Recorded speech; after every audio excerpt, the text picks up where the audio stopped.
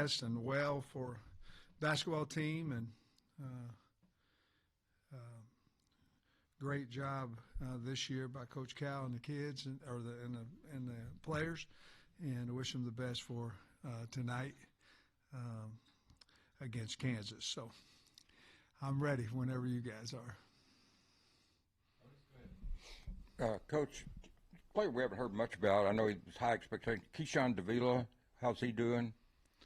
Yeah, I like him, and I think he's done a good job. He's in, obviously he's battling with those other corners, but I think we hit on him. I like him. He's really, really fast.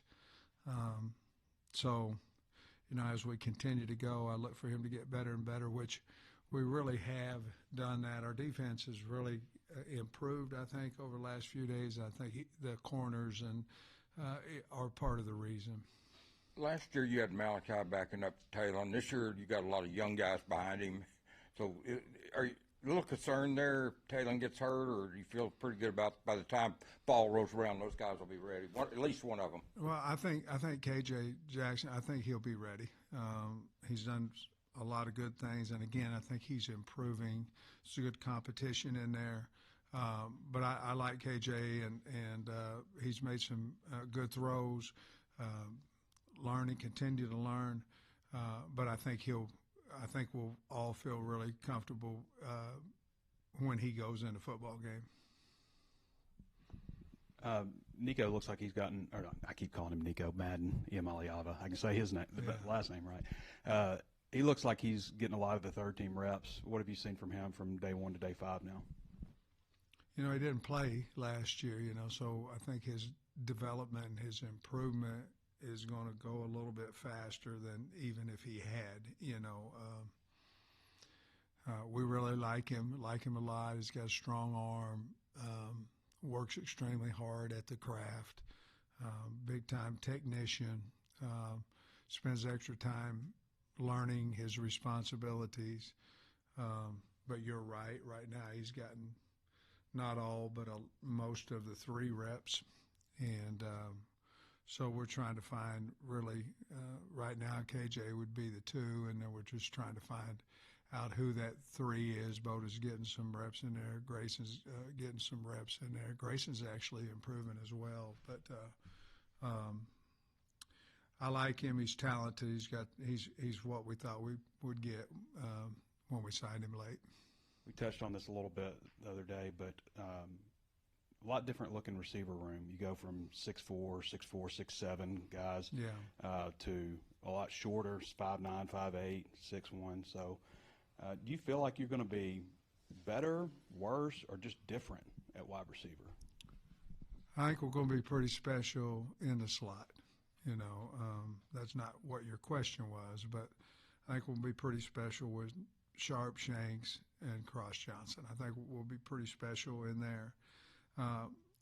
On the edge, I would say C.J. Brown, CeCe would be the 2 guys that's probably stood out the most right now. We need Omega Blake to keep coming on, which I believe that he will. Monte Harrison made a couple of really nice one-handed grabs the other day, but I think probably to answer your question, we're probably 7 or so deep right now. We need that elite big man, whether that be Blake takes that, Harrison takes that, but we need that elite physical one-on-one presence guy, and I believe they're on the team. They just got to show up for us. I think they will, but I think we're going. I think we can throw and catch the football. I think probably you said it the best. We're just going to be a little bit different, and we'll even have, and we have had opportunities to have Sharp and Shanks on the field at the same time. Now, you're not going to be big when that happens, So we've got to find that one dominant. Andrew Armstrong, obviously, Traylon Burks was that way. And I believe we have them on the team. They've got another 10 practices to get that done. Last time we talked, you said you feel like you know what you have a little bit more offensively than maybe on the defensive side of the ball with the new faces. Now that it's only been a week or so, but now that you've seen them a little bit more, who has stood out to you on that defensive side? Quincy Rose, Ian Griffard, and Danny Sully. Those are three guys that I think, they didn't play a lot, but I think those three are as improved as anyone that we have on the team. They've done a really good job in there. Obviously, we're without Cam and Oki inside. Those guys, Sori and Dix, but they played, but you can feel them all the time. I'll tell you, Guy, Selman Bridges is getting better. Jaden Allen, and then we talked about Davila. But I think those guys that we hadn't seen play a lot of ball, those are the ones that I feel like, hey, they're going to be okay. They're going to be good players if they'll continue to improve. I think we talked a little bit about Rohan Jones last time we saw you, but just what do you like about him, and what do you feel like you got in him? Yeah, that's another thing. We've got to get him the ball more this spring because he's very, very capable. But I like the man. I like his work ethic. He's a willing blocker, and obviously he can run and catch. I haven't felt him as much at practice. We haven't got the ball to him as much, but he's very, very talented, and he's actually more physical than what I thought he would be when he came in. And I guess same kind of question about Mike Washington because we haven't talked about Love him a whole him. lot yet. Yeah, what do you feel like he's added to the running back group? He's good. I mean, he's fast. He can break tackles.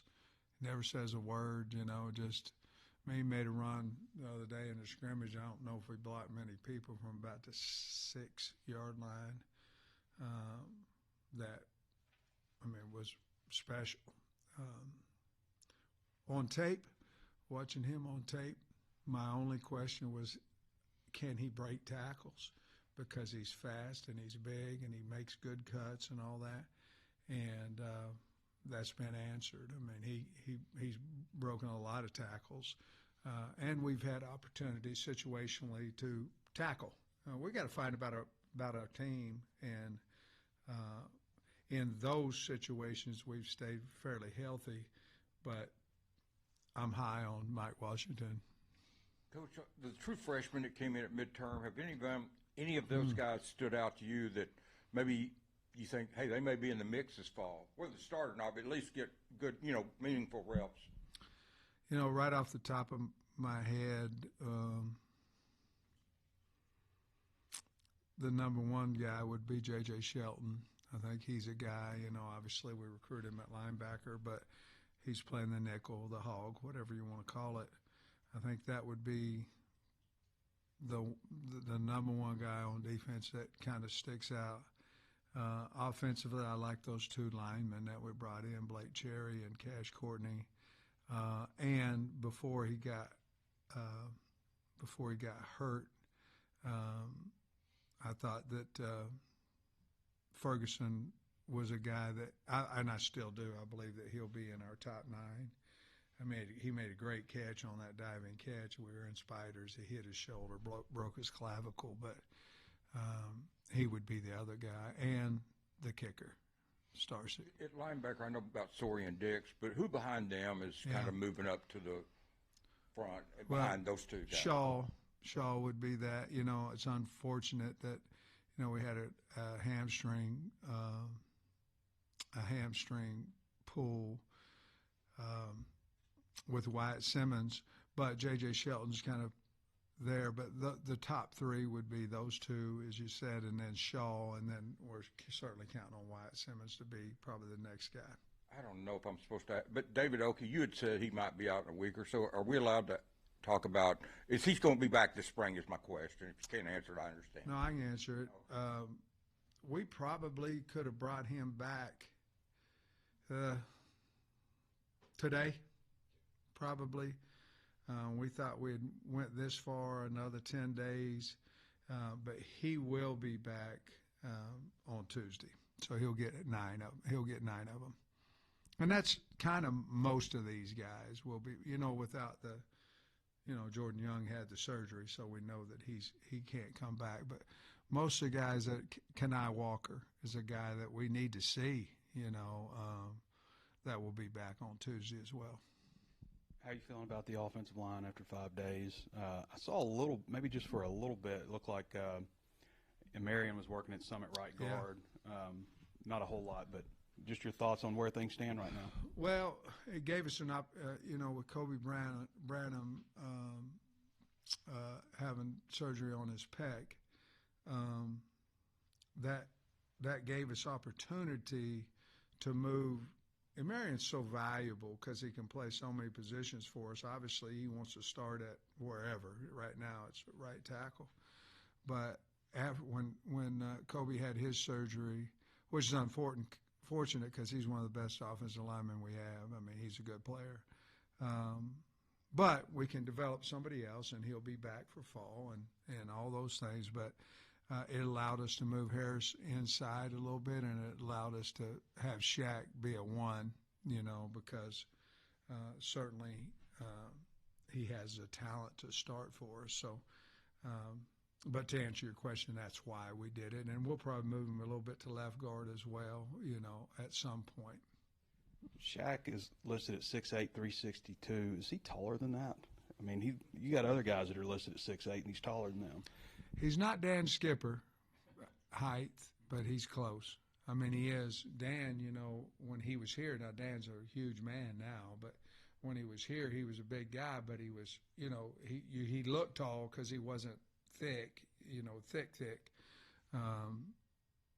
That's where Shaq doesn't look so tall because he's so big as well, but yeah, I think he's every bit of that 6'8" or more, and he can move. I mean, he's not a freshman, which was your question, but he's as impressive as a newcomer.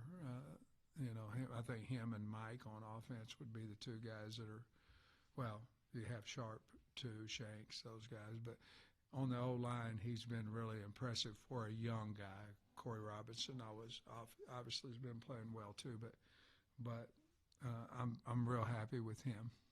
Seems like so far maybe Larry Worth is kind of the voice in the secondary right now. Your thoughts on him? He said he verticaled 41 inches also. What kind of future does he potentially have at safety or nickel? Well, we're kind of rotating him a little bit, at hog and safety, and obviously I think we have 4 guys in the secondary, that we're going to get back. They're just not healthy right now, so we're trying to find out exactly which place Larry can play. But, he ran, I believe it was 47-something into 400 meters in high school, and it just wasn't as big as he is now. But I believe he's an NFL-type player. He can really run, and he's physical. And you're right, he's always been a vocal guy. I don't know if they were listening to him as much as they do now since he's starting and he's making good plays and all that. But he has that capability, and I like him a lot. He's really, really physical. And so we just have to find out where we're a better defense, whether he's at hog or whether he's at safety. Right now he's playing more safety. Where do you feel like Keyshawn Blackstock needs to improve this year, and do you feel like he's kind of making strides? Well, I think we finally found his place. I think right guard is his, where he can, we moved him a lot last year. I was watching, all the tape from last year and trying, he played several positions for us last year. I don't know, he had to, he's playing right tackle against Tennessee, and he played guard, and I believe he played some left tackle for us as well. So, I think putting him at one spot, I think we found his spot where he can have success, and he's still got to, he's not stepping well to his left. We've got to get that figured out, but his pass protection has been as good as it's been since he's been here at right guard. This is kind of old news now, but I forgot to ask about it last time we saw you with the rule changes regarding faking injuries and stuff. Do you like what they've adopted there?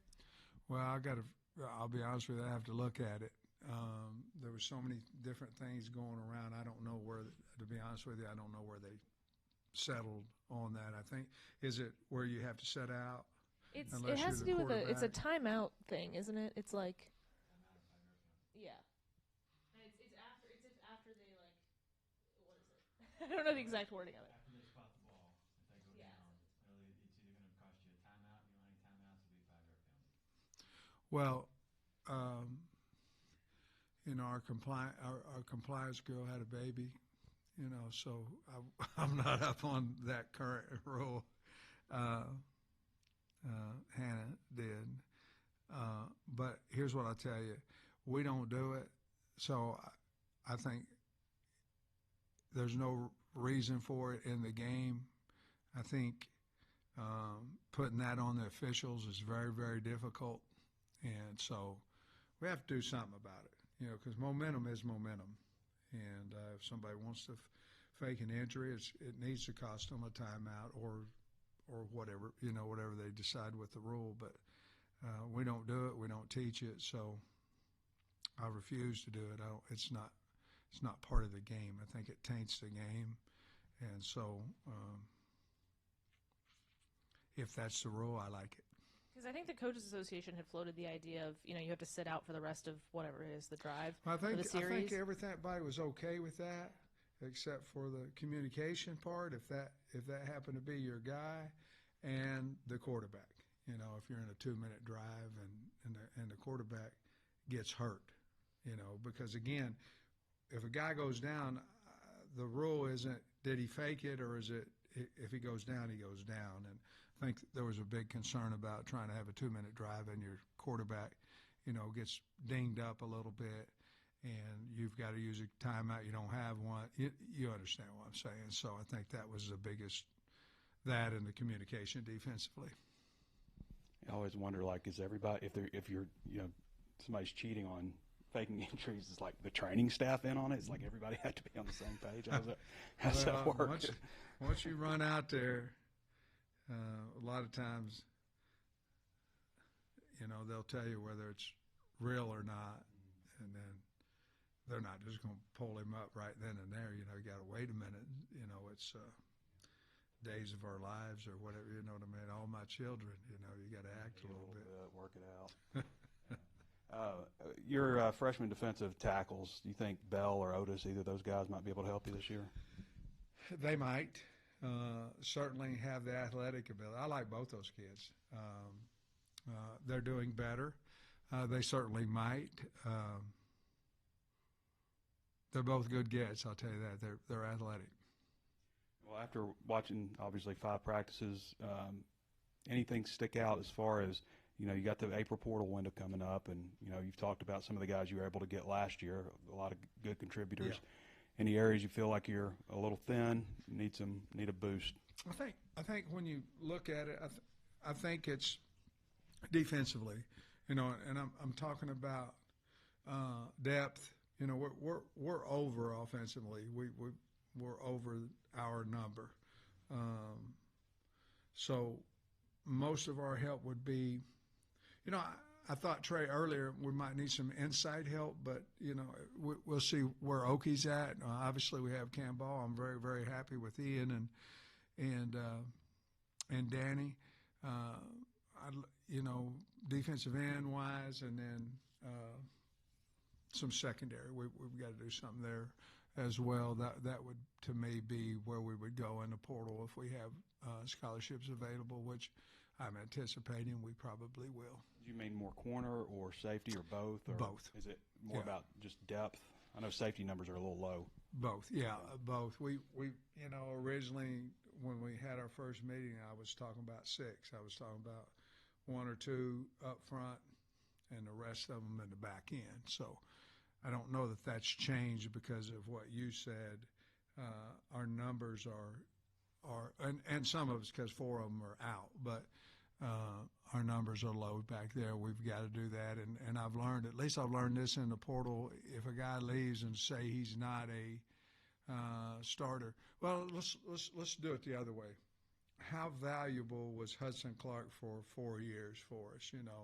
He got a lot of hell because of this or that or the other, but he wouldn't have been out there if he wasn't our best option, and it was corner, it was hog, it was safety. So I have learned that the depth is very, very important. You don't obviously go in the portal for depth. You go in for a starter, but you need depth, and you'll get it from the guy who's starting now, or you'll get it from, the guy coming in from the portal. So the one thing I'll say this is I think our competition at most every spot right now is pretty good, and I think that's why I feel like that's why we're having really good practices so far. Back to Monte, he obviously was, mostly a special teams player last year, coming from baseball. How big of a jump has he made from being, I guess, reintroduced to football in a way to now, and can he legitimately help? Because he has made some plays out there, but does a guy go from 28-year-old special teams player to 29-year-old key player for you? I think that he's improving. I think that he may improve because of his age and he was in baseball and all. I think he may have more of a gradual improvement, which I think maybe you're alluding to, or that's what I'm alluding to. How about that? I'm seeing that. The younger they are, it seems to me like they jump faster, So I think the more he practices, the more he gets used to playing football. Again, it's not only that he never played football for that many years, but he was playing sports, but it was another sport, and age. But he had two really nice catches on what's the day? Tuesday, and I think the competition that he's in right now with these other guys, I think that will help him continue to strain and get better. Coach, I've got one last question. On Courtney Crutchfield, how's he coming along and improving and getting better as spring moves along? He's getting better. He's pushing himself better than what he did early. A lot of that has to do with understanding the system, understanding the route tree, all those things, how they group together. He's doing a better job. I'll say that. He's doing a better job. He's coming on each day. As long as he continues to work, I think he'll be a fine player for us. Thanks, Coach. All right.